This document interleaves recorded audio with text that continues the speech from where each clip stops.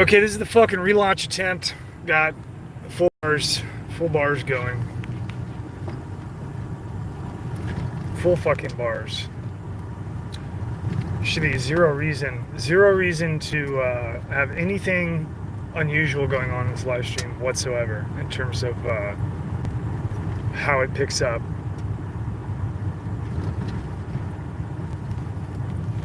So far it's pretty usual because I usually get fucked with when I'm fucking trying to start these motherfuckers and then gimp it. Fucking YouTube.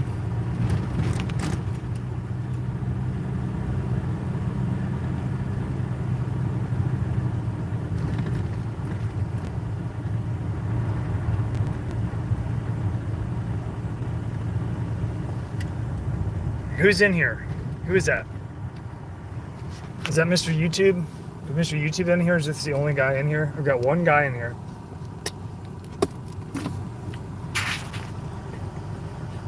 We're just gonna sit and hang out.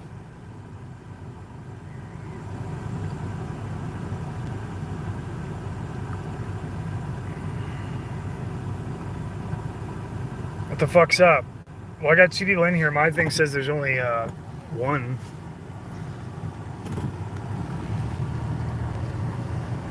Get the fucking fed?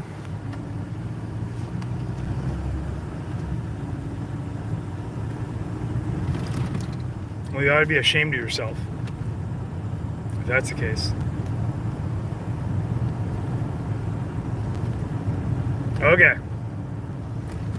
Okay, apparently we're good. You guys got audio and shit?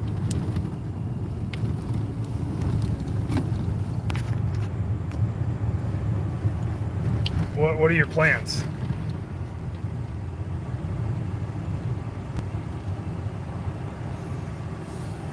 What kind of plans do you have with the Fed? Are you in like the Fed or are you the Fed?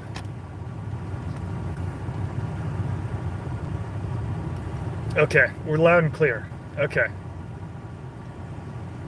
What are some good states to move to? Like a state of accepting reality would probably be the best one I could recommend.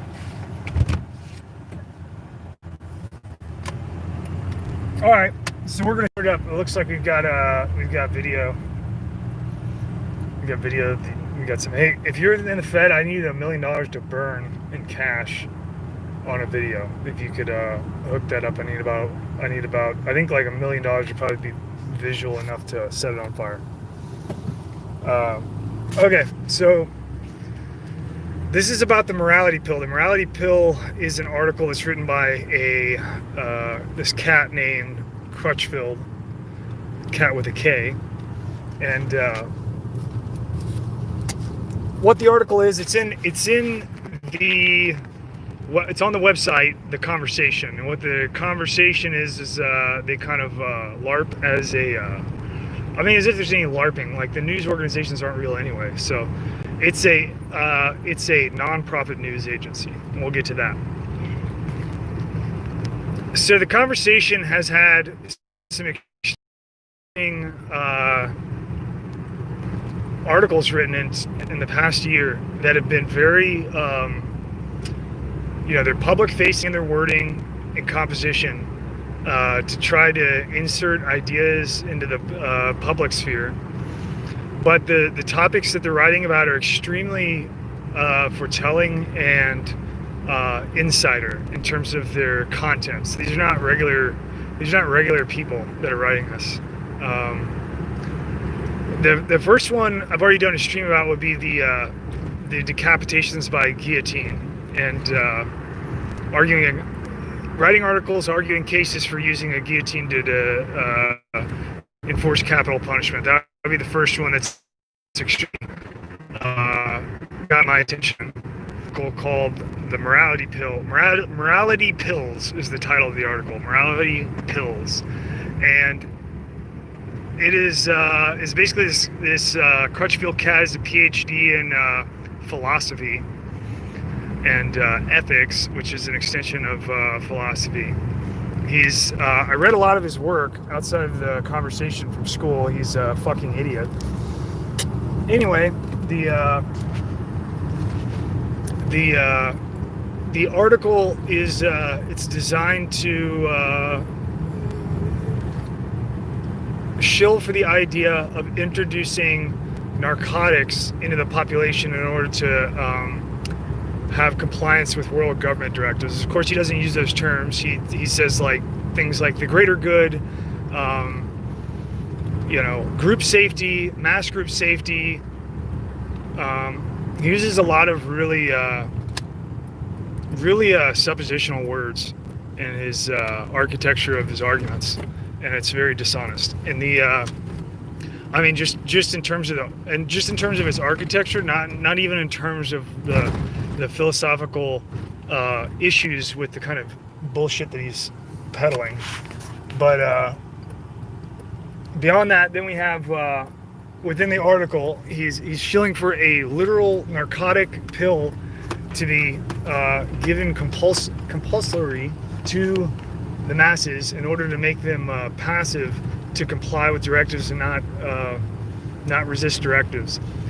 By the end of the article, you should really look into it, because by the end of the article, he basically says it's impractical unless we put it in the water supply. That's what he says, which should cause you some pause, because number one, this man is insane. Except for that he's not insane. He's just writing what the fuck he's supposed to write.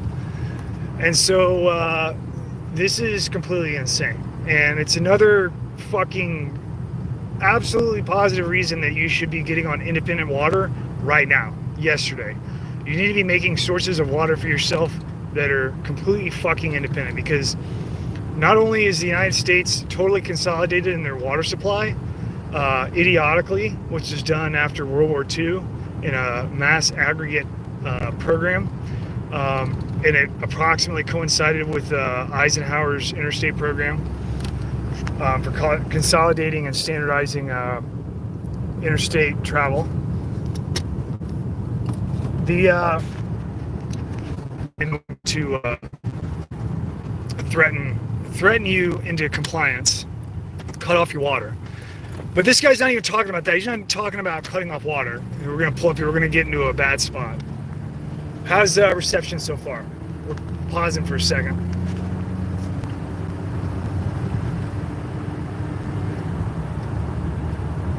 No comments whatsoever. Okay. No comments whatsoever.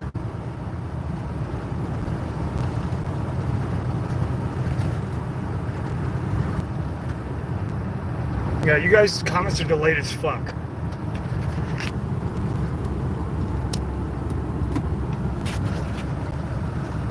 Ridiculous delays.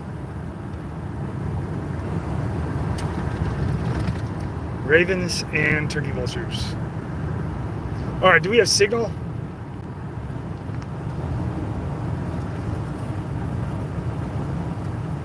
All right, let's knock this shit out. Where did I leave off before shit got fucked up? Fucking tired of these games.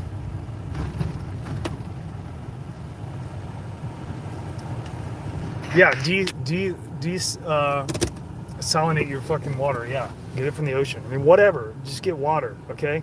The point is that you motherfuckers have your water supply if you live in a city, you're fucked. Okay? Because your water supply is completely consolidated post World War II. That means that not only can they shut off your fucking water if they want to, they can fucking poison your water. They're already poisoning your water. You know that? With fluoride, you know that fluoride is industrial aluminum processing runoff, and that it's been gamed along with the FDA to be an acceptable non-food product to put into your water. And then they went with the fucking AAP and whoever the fuck else they got to sign off on it, their little gang, their little Foot Clan, to say that shit's somehow good for you, as if it's going to whiten your teeth. It's industrial aluminum processing runoff. That's what it is. And they're selling it to your municipalities, and you're paying for it with your taxes. Well, just like that's poison that doesn't have as much of an effect, they already have the architecture in place to introduce anything and supplement anything into your water supply. And so this article is about them putting fucking narcotic. I mean, he's talking about like he's talking about OxyContin and shit like that. Uh, they're talking about putting fucking narcotics in your water supply to pacify you. You know what I mean? Like, this is serious shit. Now, this brings me to a second point, because it looks like, I mean, I can't even read the article without looking at it like, is this a joke? You know, like, what, is this serious? He's fucking 100% serious. The conversation is, you know, I mean, that's a legit, you know, news organization in terms of their consideration by the government. Now, this is what we should look into. By we, I mean me telling you what I've looked into already. So the conversation is a 501c3. They are a nonprofit news organization, meaning that they get all their money from contributions, right? Which doesn't really make any fucking sense, because that's not the traditional news model, and they're sure as fuck not independent. Number one, their staff has been entirely Jews, like pretty much the entire time until the last couple of years they started putting in non-Jews, I guess, to cover it up.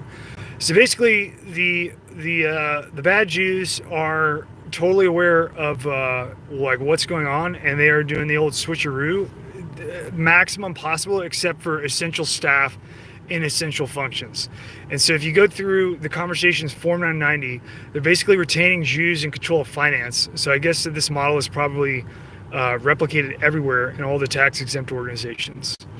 The other thing that we should discuss is that I noticed, which is kind of uncommon, but it's going to be a lot more common now, is that nonprofit organizations are they're opting out of their Schedule B. The Schedule B is the list of contributors that are funding the nonprofit organization.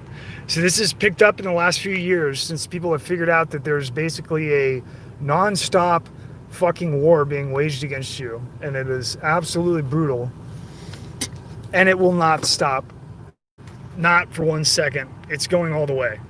And they're going to push it until somebody starts killing each other. Like, that is the game here, is mass death and destruction. Now, in terms of the Form 990 of this fucking rag called The Conversation, you're going to find, on any of them, you're going to find a very sizable number of Jews that are staffing this organization, particularly in its administration role. And then what you're going to find is, if you go back past a few years, like if you go to 15, 14, 16, etc., you're going to see a lot more Jews. That's because they're changing out staff to make it look like they're not Jews, right? This is a Jewish organization. It's a subversive organization in the United States, peddling fucking propaganda to the masses. It's entirely political, but because they filed under a 501c3, they can say that they're a bipartisan, non-political organization that is completely laughable. They're entirely political. They should fall under every substantiation of what would be considered a political filing by the IRS.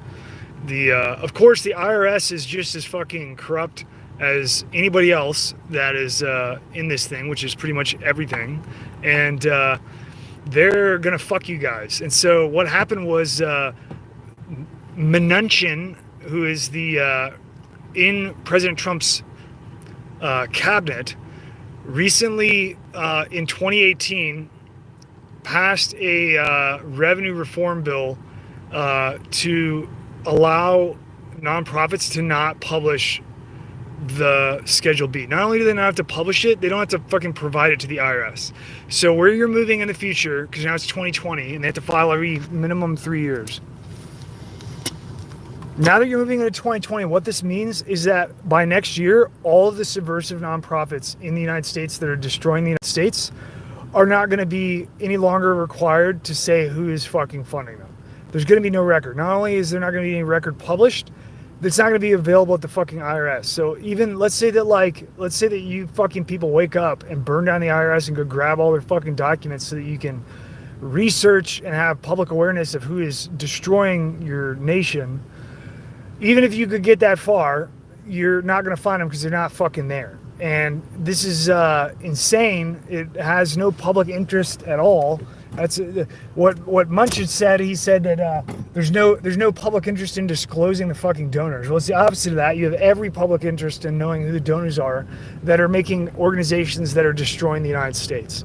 But once this moves on into its finality, you're pretty much fucked because you're not gonna have any visibility whatsoever. At least in the past, you had visibility where the smart people in your society could know who's fucking you. You're not gonna fucking know it in the future. You guys. I mean, they're gonna fucking run a train on you. So you guys are pretty much exactly fucked, and that's what this video is about.